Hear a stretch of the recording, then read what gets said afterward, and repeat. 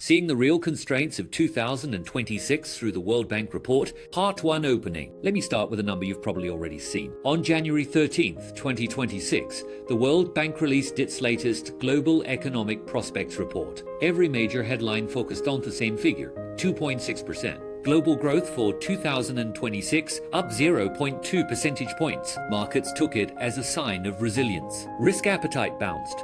Optimism briefly returned, but there's the uncomfortable truth. If you actually read the report, not the headlines, you realize this is not a recovery story. It's a defensive report, almost a medical diagnosis of a fragile system. Part 2, what's really driving that 2.6%? This growth isn't coming from productivity breakthroughs. It's not coming from AI suddenly transforming real output. And it's not coming from a new global investment cycle. It's coming from something much more fragile. The World Bank uses a key term repeatedly: front-loading. In late 2025, companies around the world rushed to act be expected, Trump 2.0 or tariff shit. They placed orders early. They built inventories. They locked in shipping and raw materials. On paper, this boosted growth. In reality, it pulled demand forward. This isn't new demand. It's borrowed demand. And when a growth comes from borrowing the future, it creates a dangerous gap lateral. That's why the same report that raises short-term growth also warns us. The 2020s may become the weakest decade of global growth since the 1960s. Part 3.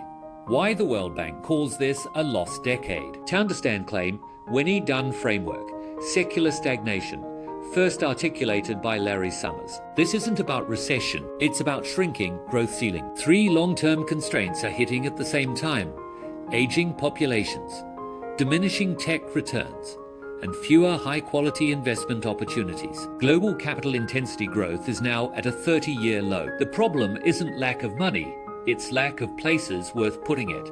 So capital flows into assets instead of production. Bubbles replace real growth. Part 4, debt.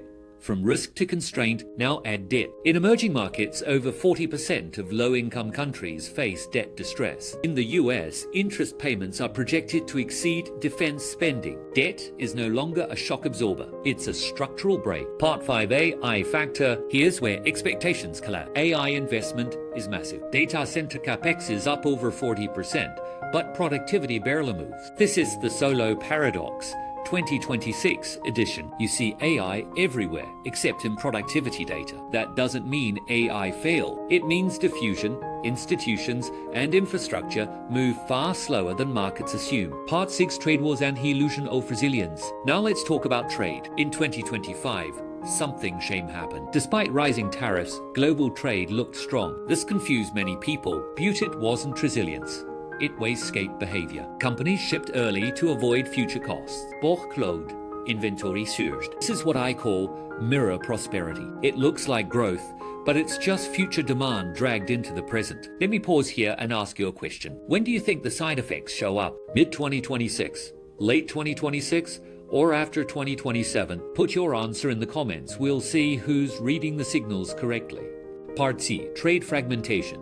The real damage. After the mirror effect fades, real damage begins. Trade fragmentation doesn't just raise costs temporarily, it destroys scale. Paul Krugman showed that modern trade efficiency comes from scale and specialization, not just comparative advantage. Once supply chains are redesigned for politics instead of efficiency, unit costs rise permanently. The World Bank calls this an efficiency tax. That's why global trade growth is projected at just 2.5%. This isn't cyclical, it's structural. Part 8, the impossible trinity returns. Now add monetary stress. Countries try to keep free capital flows, independent monetary policy, and trade intervention. You can't have all three. When they try, volatility explodes, especially in emerging markets. Part 9.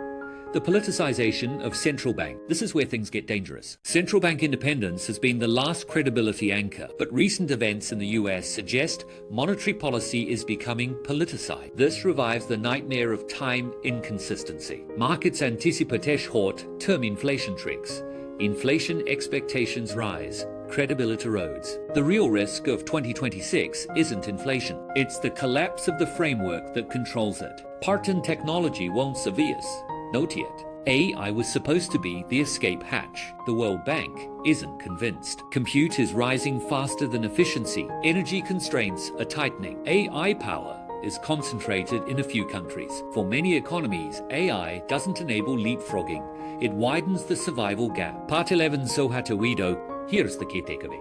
The danger isn't recession, it's the adjustment after illusions fade. Tariffs land. Inventory cycles reverse. High rates persist. Volatility becomes normal. The rational strategy isn't prediction, it's optionality. Become the chief risk officer of your own life. 2 stress tests I recommend. First, if your industry faces a sudden trade reversal, what's your plan B? Second, are you still using a 2023 mental model to read a 2026 world? Optionality beats being right once. Part 12 closing. A quick note on my perspective. My background spans formal engineering training, academic work in finance, and hands-on experience in the semiconductor industry. Right at the hard tech frontier, engineering for structure, finance for constraint, industry for reality. This channel exists for one reason. Not to amplify emotion, but to dissect complex systems calmly. If this kind of analysis helps you think more clearly, like the video, save it for future calibration. Subscribe and share your stress test answers in the comments. Your feedback is the reality check this map needs. I'm Fogbreaker Wolf, and we'll keep breaking through the fog.